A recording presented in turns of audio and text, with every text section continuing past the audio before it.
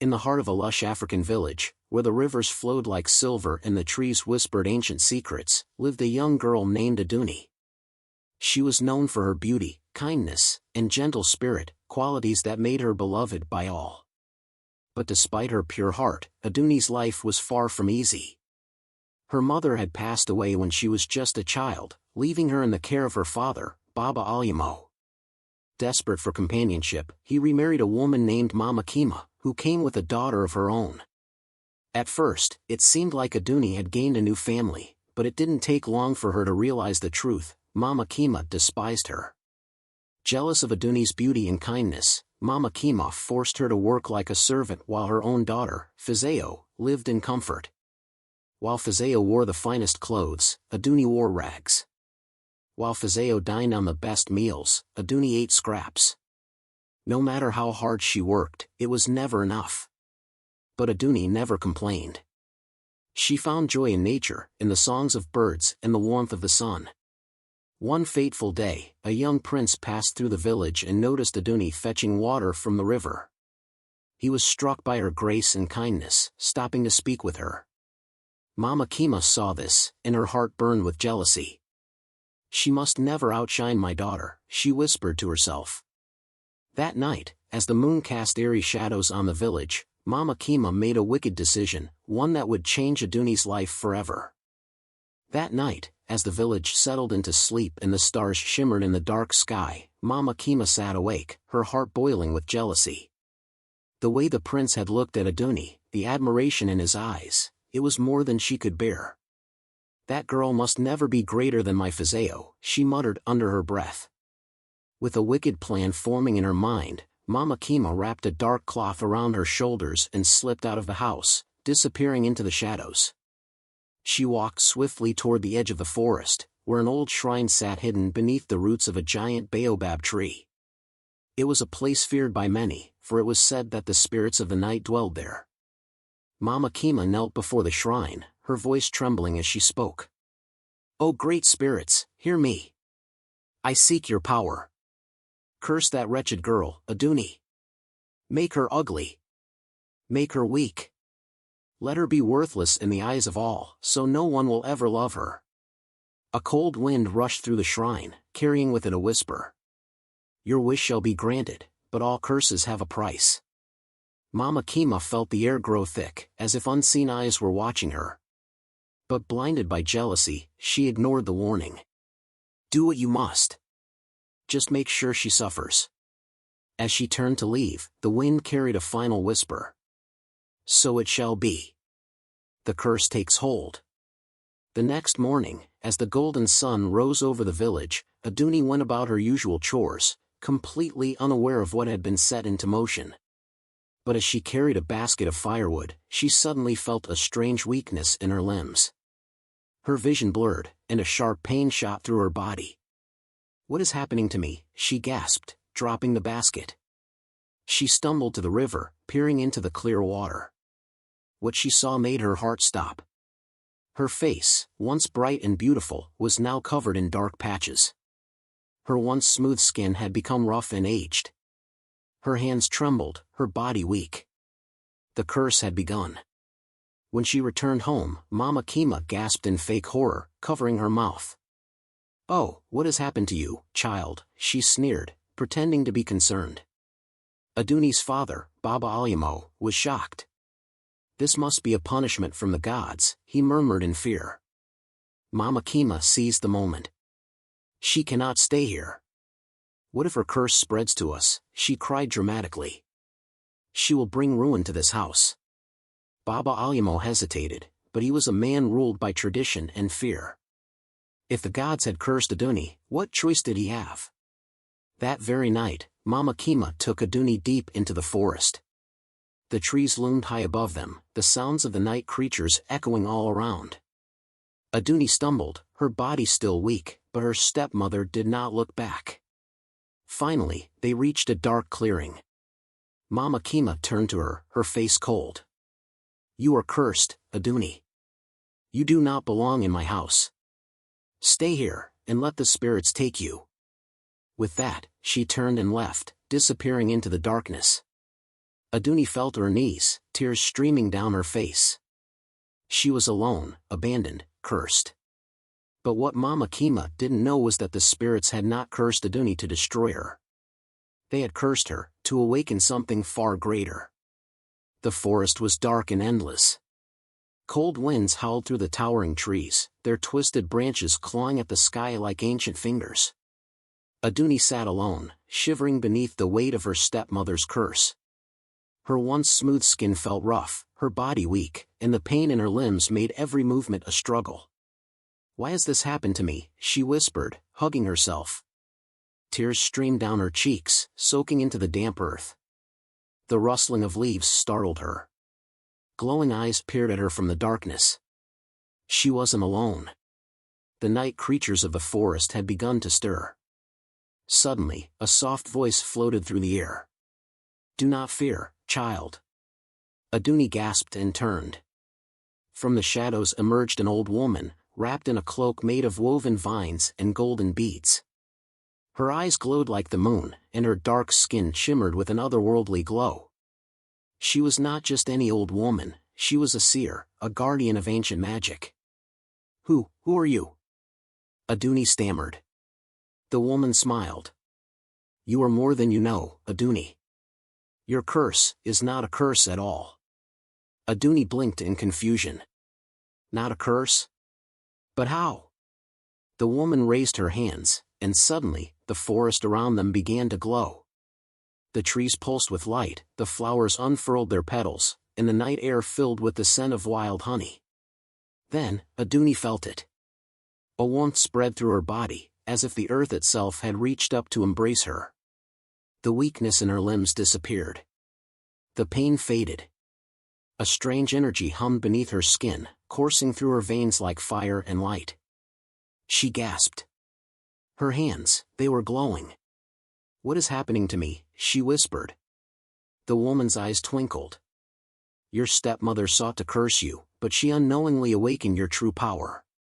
Aduni looked around, realizing the forest itself was responding to her. The vines stretched toward her like welcoming arms, the flowers bloomed at her feet, and in the distance, animals emerged from the shadows, watching her in awe. She reached out her hand, and as she did, a small bird with a broken wing fluttered toward her. She gently cradled it in her hands, and without knowing how, she willed it to heal. A soft golden light enveloped the bird, and in seconds, its wing was whole again. It chirped in joy and took off into the sky. Aduni gasped. She could heal. She could command nature. She could feel the heartbeat of the world around her. She was no longer weak. She was powerful. The old woman smiled knowingly. "You have been chosen, Aduni. You are a child of the earth, blessed by the spirits. Your stepmother's jealousy has given you a gift greater than any riches." Aduni's heart pounded in her chest. Could this truly be happening? She had been cast out, abandoned, left for dead, and yet, here she was, stronger than she had ever been. She clenched her fists. "I will not waste this gift." For days, Aduni remained in the forest, learning from the old woman. She discovered the full extent of her abilities. She could heal the sick, make plants grow with a mere touch, and communicate with animals. The once weak girl had transformed into something greater, something divine. But as much as she loved her new life, she knew she could not stay hidden forever. Her heart longed for justice. Then, one day, a group of travelers stumbled into the forest, their faces weary with exhaustion. Their leader was gravely ill, his body burning with fever. Aduni knelt beside him, placing her hands on his chest. The villagers gasped as a soft, golden glow spread from her palms, sinking into the man's skin. Within moments, his breathing steadied, his fever vanished, and his strength returned. "The gods have sent an angel," one of the travelers cried. Word of Aduni's miraculous powers spread like wildfire. Soon, whispers of a mysterious girl who could heal and command nature reached the royal palace. And when the prince heard of it, he knew in his heart, it had to be her. The village buzzed with whispers. A mysterious girl with divine powers had been seen healing the sick and bringing life to the barren lands. Some called her a spirit, others a goddess. But when the prince heard these tales, his heart raced with certainty. It must be her, he murmured. Without hesitation, he gathered his guards and set out toward the forest, eager to find the girl who had captured his heart before she was cast away. By the time the prince arrived, Iduni was already surrounded by a crowd of villagers. People who had once ignored her now knelt at her feet, begging for her blessing. When the prince stepped forward, Iduni's breath caught in her throat. His eyes held the same warmth as the day they had first met by the river. But this time, there was something else: awe, admiration, and deep regret. "Iduni," he said, his voice laced with emotion. "They told me you were cursed, but you are not cursed. You are blessed beyond measure." A murmur ran through the crowd. Iduni? The same girl they had once cast aside? Gasps filled the air as people realized the truth. The prince turned to the elders. "Tell me, who abandoned this girl?" Silence. Then, a hesitant voice spoke. It was her stepmother, Mama Kima. All eyes turned toward Mama Kima, who had been lurking at the back of the crowd, her face pale. She had come to see the mysterious healer, never realizing it was Iduni herself. Now, her wickedness was exposed for all to see. Just as for Iduni. The prince's expression darkened. "Bring her forward." The villagers seized Mama Kima, dragging her to the center of the gathering. She trembled under the weight of their glares. Her lies had caught up to her. Iduni stepped forward, her eyes calm but unwavering. She was no longer the weak girl Mama Kima had cast away. "Why?" Iduni asked, her voice steady. "Why did you hate me so much?" Mama Kima's lips quivered.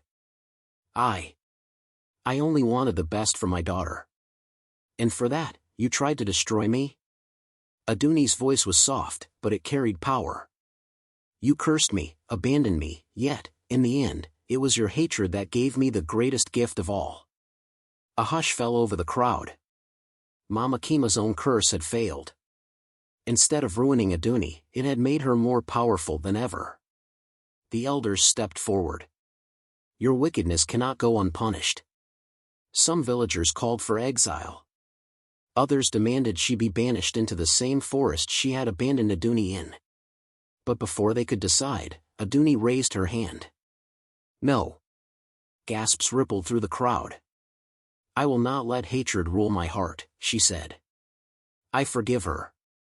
Mama Kima's eyes widened in shock. The girl she had tried to destroy was showing her mercy.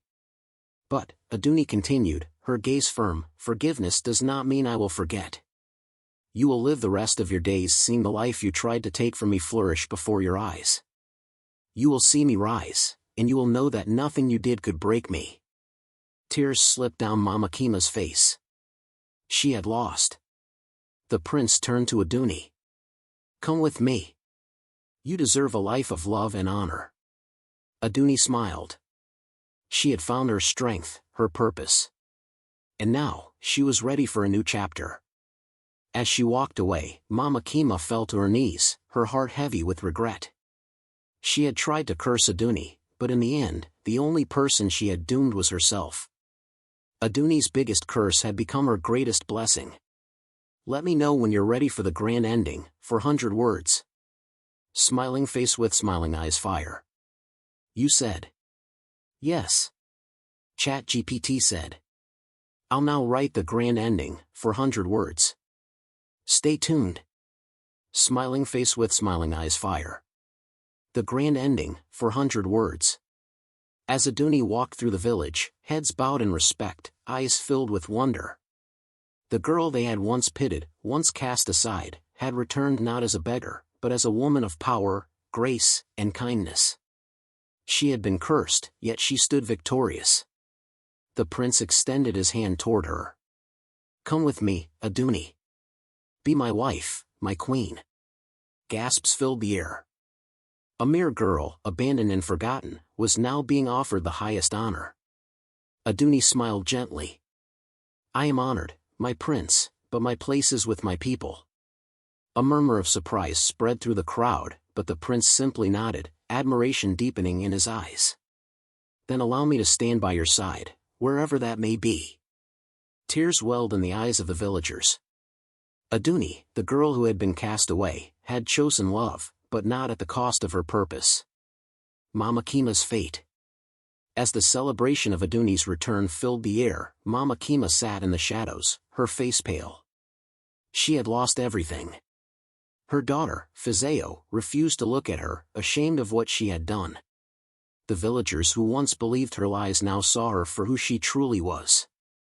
Loneliness became her only companion. And as Aduni's name became one of honor and love, Mama Kima's name became one of shame. In the end, she had not cursed Aduni, she had only cursed herself. Aduni did not become a queen in a palace. She became something greater, a healer, a leader, a legend. People traveled far and wide to seek her wisdom and blessing. The prince kept his word and stood by her side, not as a ruler over her, but as a partner in her mission to heal and uplift.